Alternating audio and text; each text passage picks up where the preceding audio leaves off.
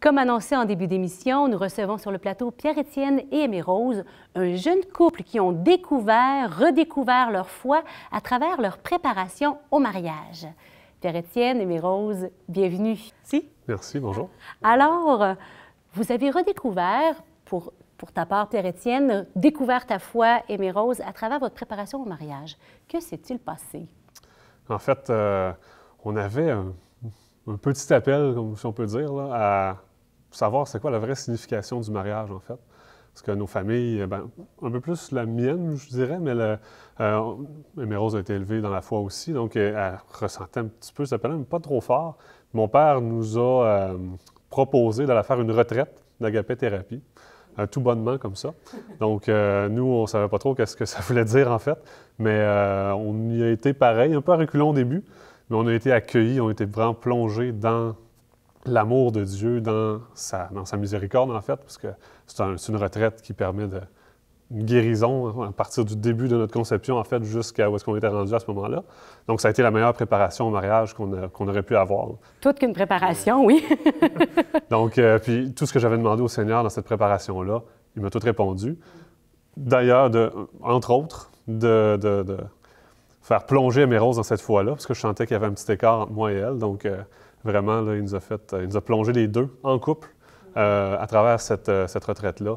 Il nous a vraiment replongé pour finaliser la préparation à notre mariage, justement. Puis, ça nous a fait, en fait, découvrir le sens profond du mariage. On a vu à quel point c'était un sacrement riche. Puis, ça nous a changé complètement notre mentalité du mariage. Notre fixation est passée de la belle réception que vous voulez avoir après à il faut avoir une belle messe, un beau mariage. La belle robe.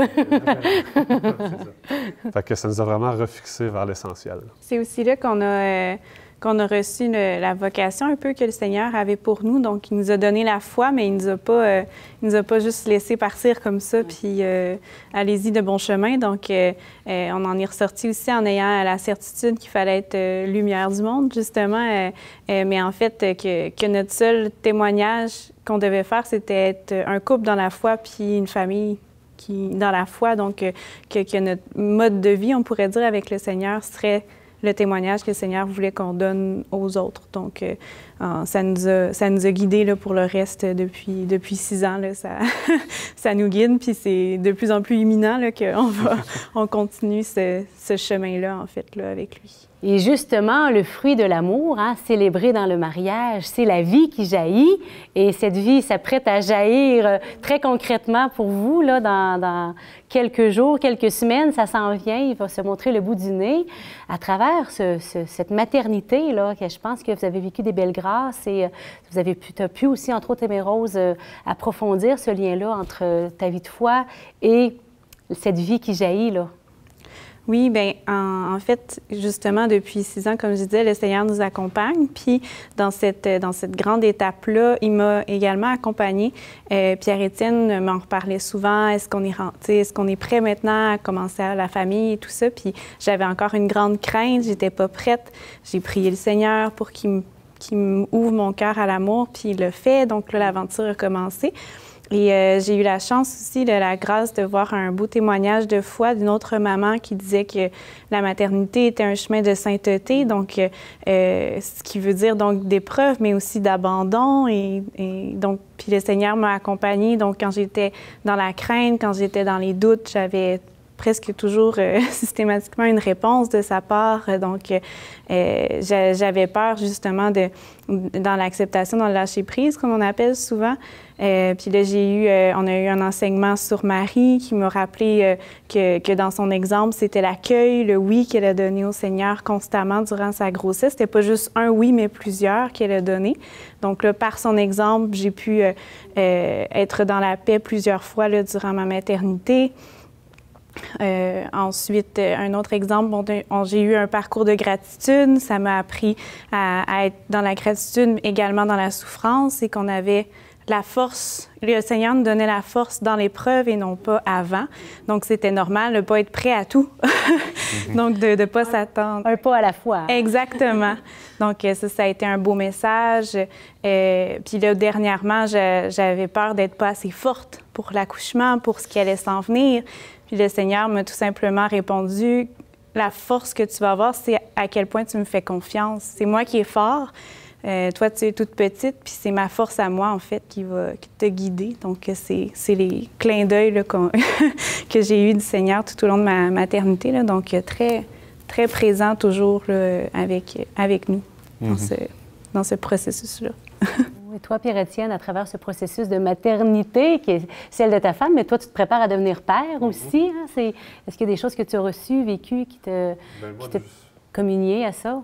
Juste de voir les clins d'œil qu'il faisait à Aimée-Rose tout le long de la grossesse, à partir du début, c'était déjà un beau témoignage. Moi, ça devient de plus en plus concret pour moi aussi, là, parce qu'au début, bon... pas trop de bedaine, on ne le sent pas trop, mais à partir du moment où est-ce qu'on peut commencer à sentir le bébé bouger, puis on dirait vraiment que ça nous connecte à cette vie-là qui grandit, là, ce miracle-là du Seigneur là, qui a rendu ça possible, qu'on donne la vie, qu'on participe à ce mystère-là. C'est ça, exactement, l'œuvre de sa création, oui, comme tu viens de dire. Donc, c'est vraiment... Je dirais que je commence à être un peu fébrile, puis à vraiment avoir ça comme... Oui, mon fils va bientôt naître, puis je vais être capable d'avoir cet amour-là filial que lui a pour nous. Je vais être capable de me connecter à quelque chose comme ça. C'est des petits moments un peu qui me saisissent de temps en temps. Puis on a hâte d'y voir la petite face. Petite Binette, avec le visage de Dieu le Père, hein, pour ton enfant, c'est beau. Et... votre désir pour votre famille, hein, parce que vous me le partagiez, là, que votre désir de fonder une famille chrétienne attachée au Seigneur, bien, quelle est justement votre vision d'avenir, votre horizon qui s'ouvre devant vous à travers cette belle mission? Quelle grande mission! On n'a pas le choix, c'est comme dans le contrat de mariage, hein. Mais non, blague à part, il y a ce cliché-là les parents qui veulent que leur enfant devienne médecin, avocat. Nous, on veut que nos enfants deviennent des saints, en fait. Puis c'est rien de moins. Donc, c'est la plus grande chose qu'on peut donner à un enfant, selon moi, c'est la foi, en fait. C'est de découvrir cet amour-là qu'on a ressenti l'un pour l'autre, puis qu'on va avoir aussi envers eux, de leur faire goûter à cet amour-là qui vient de Dieu, puis de leur faire découvrir, en fait, leur vocation, leur chemin de sainteté, puis de leur donner ces grâces-là. Puis c'est... d'être un exemple, d'être lumière, en fait, là. Comme on a dit un peu plus tôt, comme Aimée-Rose a dit un peu plus tôt, notre vocation à partir de l'Agapé, c'était d'être lumière du monde, mais oui, pour le monde, mais pour nos enfants aussi en premier. Là. Donc, voilà. Vous êtes des beaux parents lumineux de son amour, hein? De ce que je connais de vous. Vous êtes plein d'affection, de tendresse et vos enfants vont être... bien accueillis, entourés. C'est merveilleux. C'est vraiment touchant ce que vous dites, votre partage, votre désir qu'ils soient des saints. Donc, ça veut dire des amis de Dieu, des amis des hommes, des femmes, des gens, des personnes rayonnantes d'amour comme vous. Devenir saint, c'est ce que vous souhaitez pour vos enfants. C'est quand même un grand programme. Eh bien, qu'est-ce que ça veut dire pour vous, être saint? Bien, en fait, être saint, c'est pas comme on pense, c'est pas être parfait, devenir saint. Devenir saint, c'est de vouloir dans ta vie suivre les chemins, en fait, du meilleur exemple de Jésus pour aller vers Dieu, pour être le plus proche possible de Dieu, puis en fait, le plus proche possible de l'amour véritable. Et de savoir que c'est ça notre projet, c'est qu'en fait, ça nous rappelle qu'on n'est pas tout seul dans ce projet-là. Notre enfant est d'abord l'enfant de Dieu, donc de parents célestes, de Dieu, de Marie. Donc, il sera toujours accompagné sur ce chemin-là pour être avec le Seigneur, en fait. Et le Seigneur qui pallie à nos imperfections de parents et qui... Exactement, ça nous enlève un gros poids. Pression et qui s'enlève là tout d'un coup. Fait que ça nous donne nous-mêmes des grâces d'avoir cette confiance-là envers le Seigneur. Tout à fait. Ah, c'est merveilleux.